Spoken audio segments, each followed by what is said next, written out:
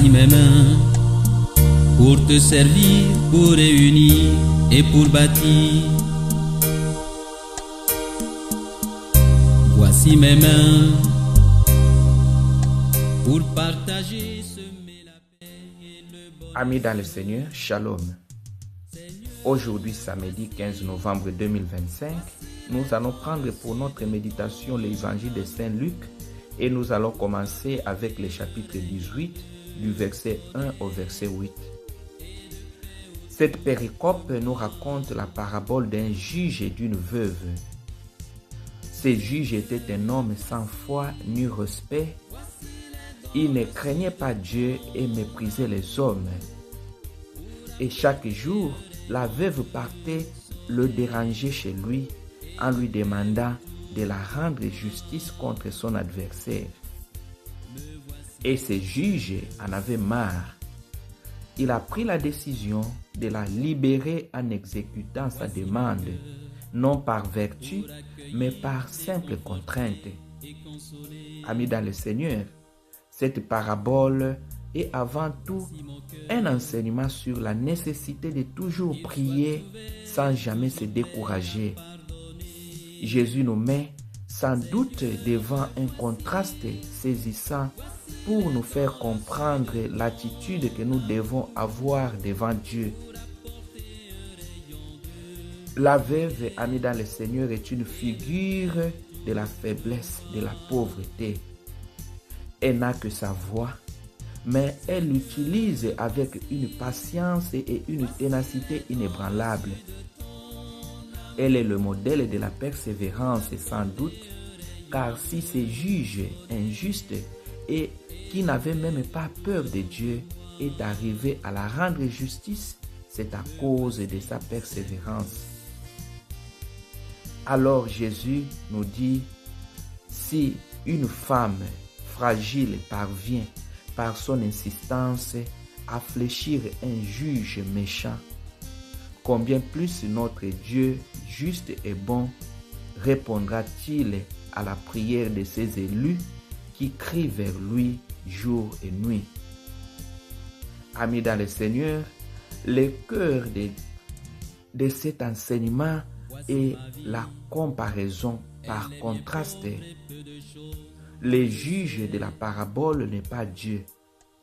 Il est motivé par son égoïsme, tandis que Dieu est motivé par son amour infini et sa justice parfaite. Amis dans le Seigneur, nous ne prions pas pour forcer la main de Dieu, ni pour l'informer de nos besoins. Il les connaît avant même que nous les formulions. Nous prions pour entrer dans sa volonté, pour affermir notre relation avec lui et pour manifester notre foi en sa puissance.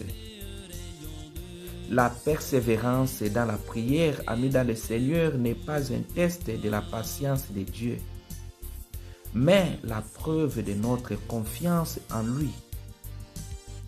Dieu ne nous fait pas attendre pour nous tourmenter, mais peut-être pour purifier notre désir, pour nous faire grandir dans l'espérance ou pour nous préparer à recevoir sa grâce au moment le plus opportun.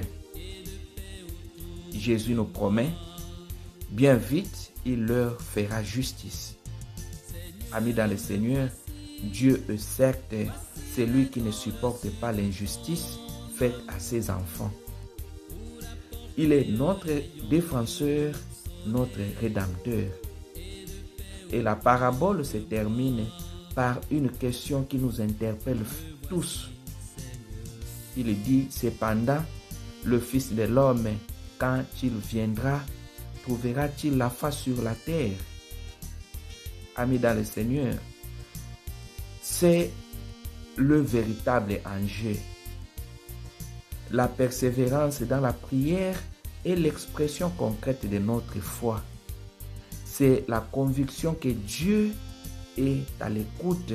Il agit même quand nous ne voyons pas immédiatement les résultats.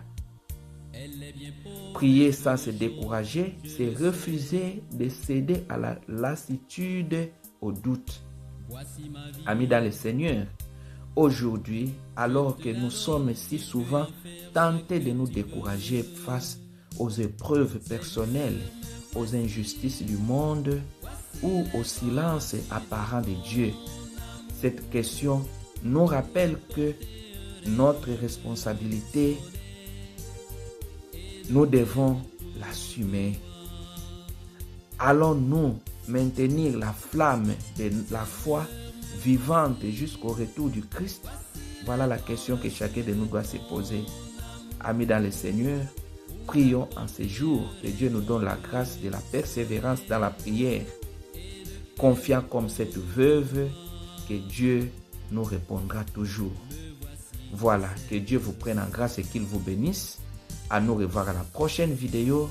Je vous souhaite tous un bon week-end. Bye bye. Ciao.